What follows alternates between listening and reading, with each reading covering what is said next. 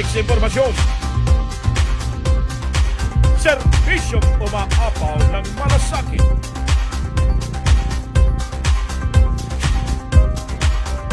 CPIO Talera. Una, siksik, umaapaw.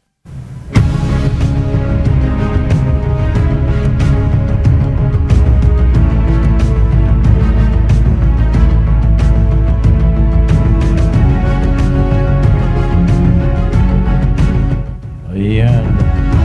Magandang araw po sa ating lahat. Maulang umaga sa ating lahat, lalong-lalo na po sa ating mga kaibigan at mga kapatid na Cagayanos. Ano po? Ito na naman po ang iyong kapatid at kaibigan, Arnold Azucena po lamang sa ating programang Task Force Lingkod Cagayan in Action. Ayan. Ito na naman po ang isang panahon na hindi pa tayo nakakabangon. Ito na naman po ang baha sa ating probinsya, mga kababayan kong Cagayanos. Okay, binabati pa rin namin lahat po ng Runa Apo iti amat tayo Gobernador ti Probinsya ti Cagayan ni Apo Governor Manuel Mamba. God bless you, sir. At sa lahat po ng ating mga kasamang naglilingkod sa bayan, ang mga empleyado po ng Provincial Capital of Cagayan, mga kapatid, patuloy pa rin tayo nagbibigay serbisyo.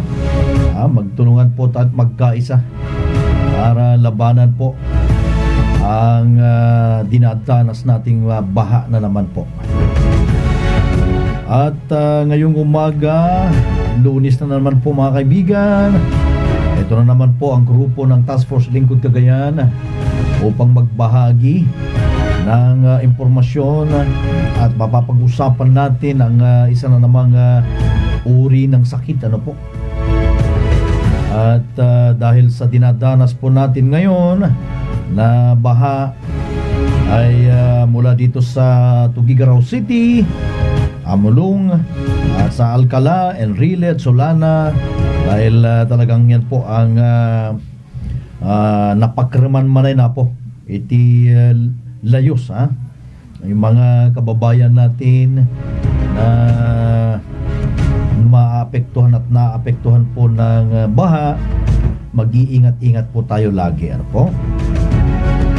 Ngayong umaga, makakasama niyo po kami ng 30 minuto. At sa lahat po ng nakikinig at lahat po ng nanonood ng Facebook Live via Cagayan Information Office, patuloy po kayo sanang sumusubaybay sa aming programa upang magbahagi at makatulong po ng impormasyon ukol sa iba't ibang uri ng sakit apo. Makakasama natin ngayon, makakasama na po natin ngayon ang mga medics ng sa bayan po ng istasyon ng Task Force Lingkod Cagayan, sa bayan po ng Lalo. Ano po? At mapapag-usapan natin ngayon mga kaibigan, lalong-lalo na po sa mga ina, mga nasa sa kanilang tahanan. Makinig po tayo at manood. Mapapag-usapan natin ngayon isang uri ng sakit, itong tinatawag nilang headache. Ano po? Or sakit ti ulo, sakit ng ulo. So ngayong umaga mga kaibigan, ipakilala ko po sa inyo ang ating mga medics. Walang iba kundi si Sir Recarte Tianyo Jr. at si Ma'am Mara Sherica Conciso. Ayan, ang ating mga magigiting na personal po ng Task Force Lingkod Cagayan na patuloy pong naglilingkod sa ating bayan 24 oras. Pasko na po, bumabati rin pa rin kami ng maligayang Pasko sa ating lahat mga Cagayanos. At nung mampay kastoy apo iti sitwasyon tayo apo tatang puro baha, pero patuloy pa rin ang buhay. Ayan. Okay, so good morning Sir Recarte, at mapapag-usapan natin ngayon ang tungkol sa sakit na sabi lagi-lagi ng minsan ang sabi ng nanay, sakit ka ti ulo. Pero para makapagbahagi naman tayo at makapag-share ng konting aral po sa lahat ng sumusubaybay sa ating programa, ay mapapag-usapan po natin ang tungkol sa headache or sakit ng ulo. Ayan, so ang una nating makakausap si Ma'am Mara, ang isang napakasiksit, napakagandang medic po ng istasyon ng Lalo.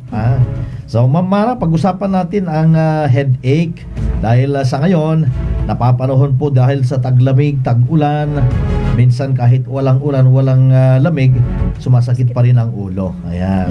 So good morning, Ma'am Mara. Yes, Sir Arnold. Good morning po. Good morning din po sa ating mga tagapakinig. Tatalakayin po natin ngayon ang tungkol sa headache o sakit ng ulo. Ano po ba ang headache? Pag sinabing headache, ito ay sakit sa anumang bahagi o parte ng ulo.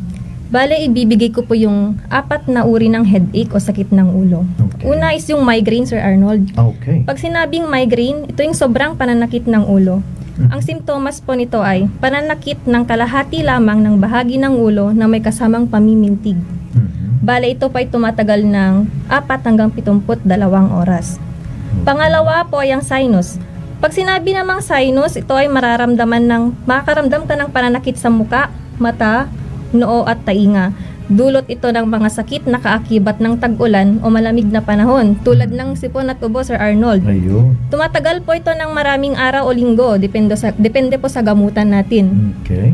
Then ang pangatlo po yung tension. Pag sinabing tension, mararamdaman mo dito ang mapurol o sobrang pananakit ng magkabilang panig ng ulo na may kasamang presyon sa buong noo. Tumatagal po ito ng 30 minuto. At ang pinakahuli ay yung cluster. Ito ang matinding sakit sa isang bahagi lamang ng ulo, kadalasan sa paligid ng mata. Tumatagal po ito ng linggo o maraming buwan. Bali, yung mga nabanggit ko, Sir Arnold, na 4 na uri ng headache o sakit ng ulo, ito po ay dulot ng lifestyle factors natin o yung mga nagagawa po natin sa buhay, tulad ng pagkain po ng processed meat na naglalaman ng nitrate, pagbabago sa pagtulog o kawalan ng tulog, nilaktawan ng mga pagkain o di po kayo mga nalilipasan ng gutom. Okay. Nagiging dahilan din po ang stress. Tsaka, Sir Arnold, ano po yung pinakamatinding rason kung ba't nagkakaroon tayo ng headache para sa'yo? Sa akin, Mara, ay yung pagkawala kang pera, sumasakit ang ulo. Yun po ba yung sa'yo, Sir? Yes. Ito po yung pinakahuli, labis na pag-inom ng alak. Ayun. Yung may mga hangover po dyan. Ganun ba?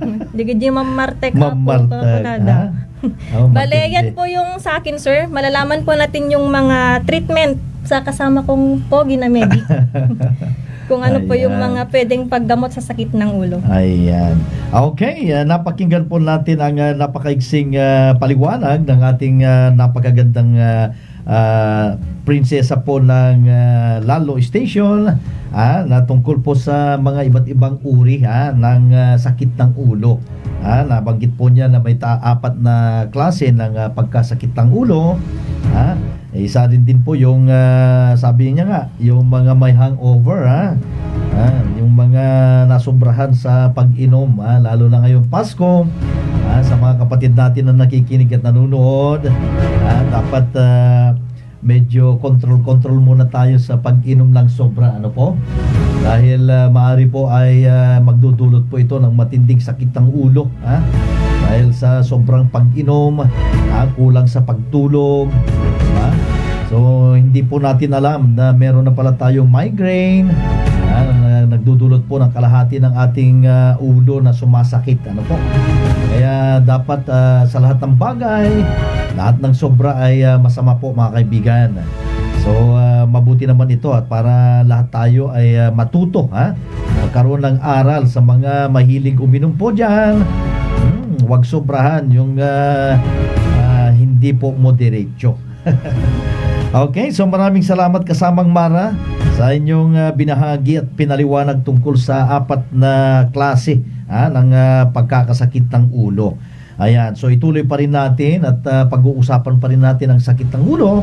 At pag-uusapan naman natin, makakapanayam natin ang isang gwapo at matipunong medic po ng bayan po ng Lalo. Istasyon po ng Task Force Lingkod Cagayan na nakabase sa ating subcapital sa Bangag, Lalo, Cagayan. Ayan. Okay, so makakausap natin si Sir Recarte Tiano Jr.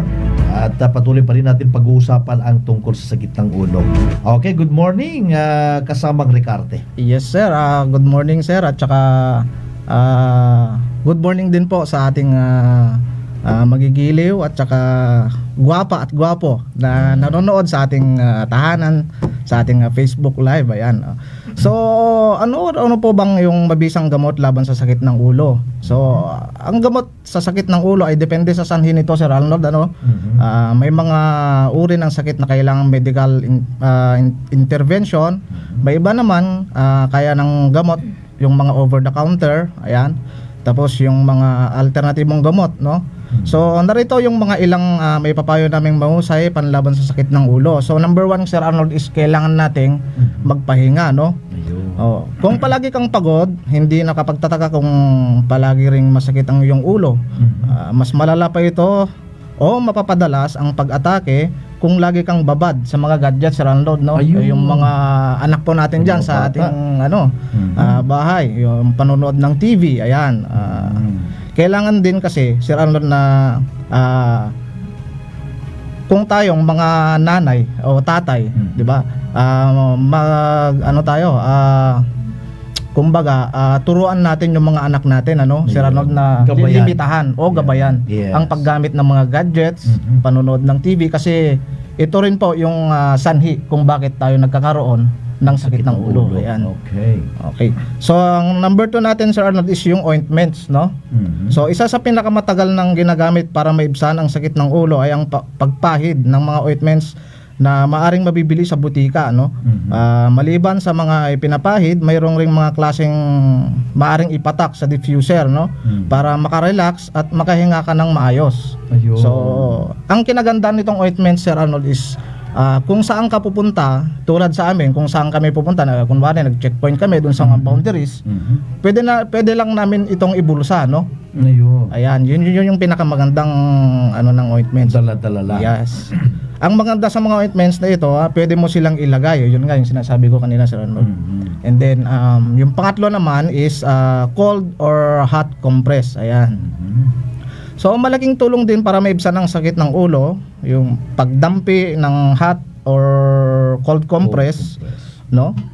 Sa masakit na bahagi. Ang pinaka-epektibo nito kung ang sakit ng ulo ay may dahil sa lagnat, ayan, may trangkaso, ayan, yung mga ganyan. So panatilihin natin, kasi, Sir Arnold, para sa akin ang napapansin ko kasi is sa atin wala nang, siguro meron pa rin gumagawa ng yung pag-inom ng 8 glasses of water a day. Okay. Yan, importante kasi yan, Sir Arnold, kasi ito sisimplihan lang natin ng para mas maging maliwanag sa kanila, yung mga takapanood natin, Sir Arnold, na bakit kailangan natin yung 8 glasses of water a day. Papaliwanag ko pa. Simplihan lang po natin. Ang tinatawag, may tinatawag po tayong H, M, D at saka V.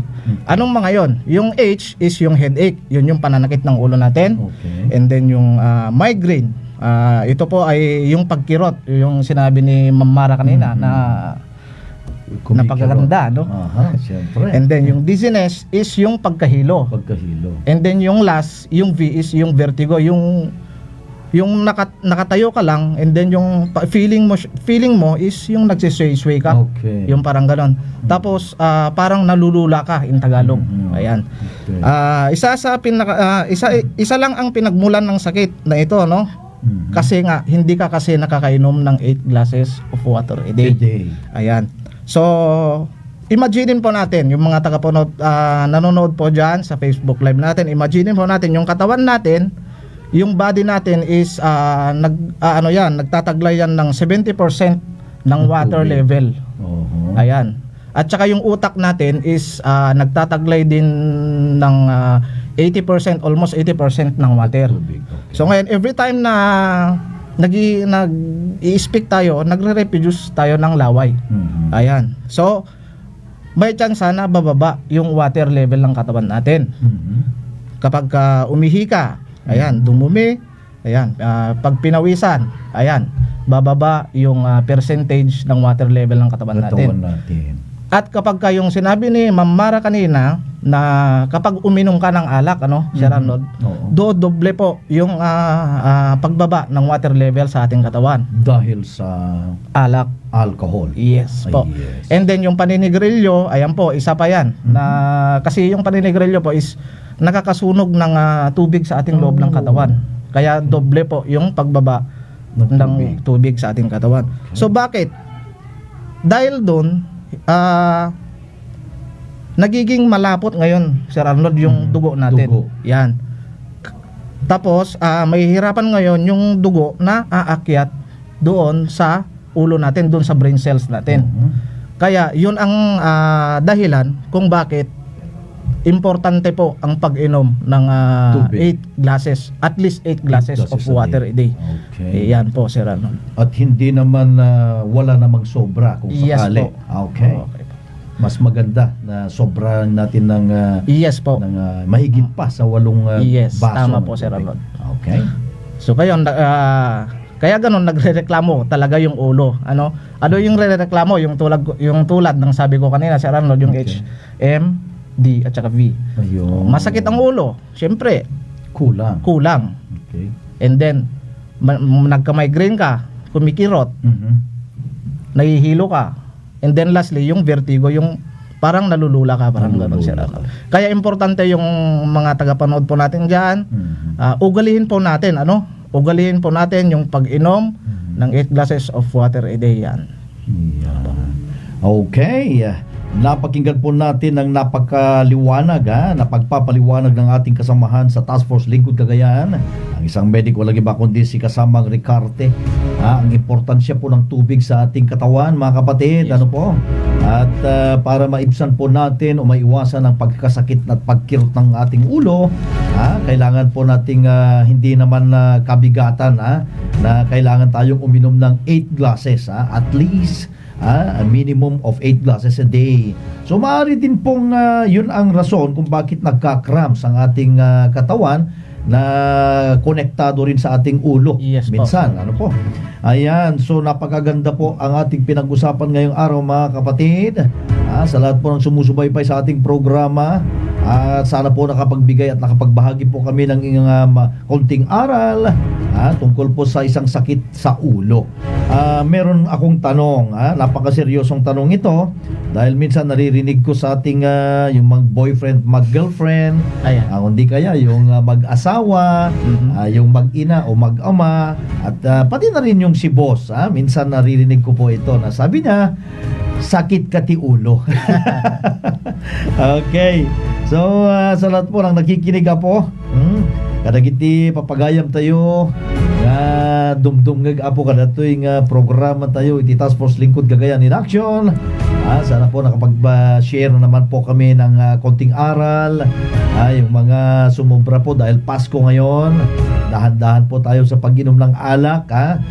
Pakinggan po natin ang paliwanag ng ating mga medics na doble po ang pagbawas ng pagbaba ng level po ng katawan natin sa tubig kung tayo po ay iinom po dahil po sa alcohol. Ano po? Ganon din po ang paninigarilyo sa mga mahilig talagang humithit ng sigarilyo. Mag-ingat-ingat po tayo, mga kapatid, dahil yan maaring mag-trigger na magkaroon tayo ng vertigo, nahihilo po tayo at nagkakasakit po ng migraine. So iwas-iwas, lalo ngayon po dahil Pasko. Minsan hindi natin naiiwasan yung pag-inom ng alak ng magdamag. Yung mga kalalakihan dyan, ganoon din sa kakababayihan. Mahilig na uminom po ng alak, moderate lang po tayo upang sabi nga nila, health is wealth. Ano po? Kailangan po natin ng masustansya na pagkain upang tayo magkakaroon po ng pangangatawan na malakas, matipuno, at healthy po tayo at mga sexy. Ayan. So gaya po ng sinabi ng ating mga medics, kailangan po tayong aware sa ating health. Lagi tayong imomonitor kung ang pangangatawan ba natin ay wala ba tayong ibang nararamdaman, hindi normal na nararamdaman, mga kapatid. Minsan talagang itong sakit ng ulo ay sa mga kasama at mga kaibigan, ang pagkaakala natin ay isang ordinaryo lang na sakit ng ulo, ngunit ito pala ay maaaring magkaroon ng severe, maaari tayong magkaroon ng matinding sakit, gaya ng sinabi ni Ma'am Mara nung sinus, yung magkakaroon po tayo ng sinusitis, yung matinding kirot ng sakit ng ulo, kaya maaaring sabi nga nila, kung hindi tayo nakukuha sa mga over-the-counter na gamot, maaari tayong lumapit at makipagsangguni sa ating pinakamalapit na hospital o makipag-usap tayo sa mga doctors, sa mga medical personnels para mabigyan po ng paunang lunas. Simple lang naman po ang advice ng ating mga medics, maaaring uminom lang tayo ng sapat na tubig dahil sabi nga nila 80% daw ang tubig na pangangailangan ng ating utak, or 75% sa ating katawan ay kailangan tubig. Hindi naman puro tubig, kundi kailangan din natin kumain ng masusustansyang gulay at prutas. Ayan. Okay, sa lahat po ng Task Force Lingkod Cagayan na patuloy pong nagbibigay lingkod bayan, kasama po natin ang ating ama ng probinsya, si Governor Manuel Mamba. Patuloy pong nagmo-monitor sa lahat po ng mababang lugar dito sa ating probinsya. Dahil sa awa ng Diyos, sana patuloy na pong buwababa ang tubig ng ating Cagayan River, na patuloy po nating minomonitor time to time. At ang ating head ng Task Force Lingkod Cagayan, si Sir Rueli Rapsing, ay umiikot po siya ngayon. Ang ating task force team ay nasa pared po ng bayan po ng Alcala upang tumulong sa mga nabahang lugar, dahil talagang halos umabot na naman sa pangalawang lapag ng kanilang mga tahanan. Tumutulong po ngayon ang Task Force Lingkod Cagayan upang itawid yung mga tao po na hindi makatawid sa kanilang mga sasakyan, dahil medyo mataas pa rin po ang tubig sa lansangan or sa mga paligid ng ating mga tahanan. Kaya sa lahat po ng nakikinig at nanonood sa programa ng Cagayan Provincial Information Office, sana po wag po tayong pasaway, mga kapatid, dahil hindi po biro ang ating nararanasan ngayon na pagbaha. Kung kailan lang po tayo nagkaroon na naman ng baha sa patuloy na tag-ulan at kasama po yung lamig, baka hindi po natin kakayanin yung lamig at itong dinadanas natin na baha, mga kaibigan. Kailangan po tayong alerto. Paalala lang po sa ating mga kababayan Cagayanos, huwag na natin pong hintayin na mag-abiso pa ang ating mga kabarangay.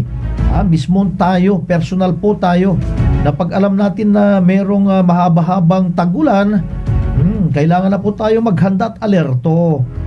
Hindi na po nating hintayin pa na aabot pa sa ating mga bubungan at bago tayo mag-evacuate.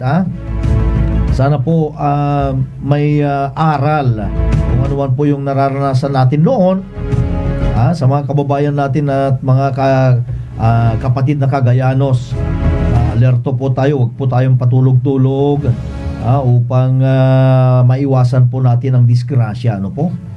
So sa lahat po ng nabaha dito sa bayan ng Tugigaraw, sa bayan po ng Amulong, bayan po ng Alcala, Enrile, Solana, at sa lahat po ng bayan na nababaha po ngayon, kailangan po tayong mag-ingat po, iwasan natin po na lumusong sa matinding baha, dahil maaari tayong magkaroon ng sakit, at maaari tayong malunod. Kaya nagkipagsangguni po tayo sa NGCP kahapon, pati na rin sa Kajelco, para maiwasan naman natin yung disgrasya, ano po. Sana yung mga lumubog na mga poste o linya ng kuryente ay nakasarado po o nakakat, para maiwasan po tayong makuryente po, mga kaibigan. Okay, so mga kapatid, ngayong Lunes, December 21, patuloy pa rin ang aming pagbabantay sa pagtaas po ng baha dito sa ating probinsya. Ang Task Force Lingkod Cagayan ay patuloy na nagsisilbi ng 24 oras. Kasama po natin ang ating ama ng probinsya, si Governor Manuel Mamba. At patuloy po tayong sanang huwag makalimot sa ating Panginoon, na hihingi po ng tulong, at sana po itong Pasko ay hindi natin mararanasan ang matinding baha. Okay, so sa ngalan po ng Task Force Lingkod Cagayan, at nagpapasalamat muli sa lahat po ng sumusubaybay sa ating programa ng Task Force Lingkod Cagayan in Action, sa mga ating mga kababayan Cagayanos. Mag-iingat-ingat po tayo sa baha, sa ating mga kasamang tumutulong sa pag-evacuate po sa mga kasama natin na mga Cagayanos, ang mga uniformadong ahensya ng gobyerno, ang Philippine Army, ang Philippine National Police, ang mga BFP, at mga voluntaryong tumutulong po. Okay, so ayan, magpapaalam pansamantala muli kami, mga kaibigan. Natapos na naman po natin ang ating programa ng 30 minuto. At kami po ay nagpapasalamat sa lahat po ng tumutulong at nagboboluntaryo pong tumutulong sa paglikas sa mga kababayan nating mga Cagayanos. Okay? Okay, sa ngalan po ng Task Force Lingkod Cagayan, kami po ay muling nagpapasalamat sa mga OFW na sumusubaybay. Patuloy po sana tayong susuporta dito sa aming programa upang makatulong at magbahagi po ng anumang impormasyon na sa pang-araw-araw nating kabuhayan. Ang Task Force Lingkod Cagayan nagpapasalamat muli at nagsasabing maligayang Pasko sa ating lahat. Maraming salamat. God bless po sa ating lahat. Task Force Lingkod Cagayan. Matinding kalaban ng COVID. Ayokong makahawa. At mahawa. Pero kailangan ko na magtrabaho. Kaya di ako magiging pabaya. Di matigas ang aking ulo. Iingatan ko ang aking sarili. Para maingatan ang pamilya ko. Ito ang ambag ko. Ako. Ikaw. Lahat tayo. Sama-sama nating Mayaangat ang bayan. Basta't sama-sama tayo sa pag-ingat buhay. para sa ating hanap buhay. Mask, hugas, iwas. Sa lahat po ng mga Cagayano, maraming salamat po sa pagsuporta nyo sa provincial government nyo dito sa probinsya ng Cagayan at sa pagsuporta nyo sa CPIO page natin. That we have reached 500,000, the biggest in the region.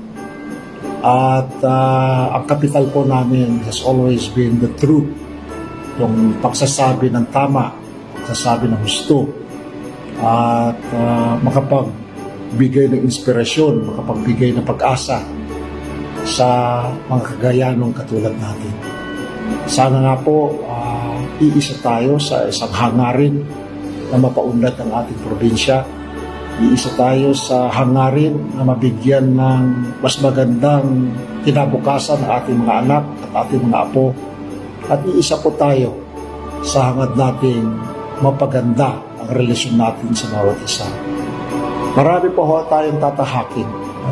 Alam ko po na kaya natin ito dahil sa pagre-respeto sa bawat isa, pagmamahalan sa bawat isa, pagtutulungan at ang paniniwala natin sa ating Panginoon. Sa inyo po lahat, maraming salamat, Merry Christmas and Happy New Year po sa atin.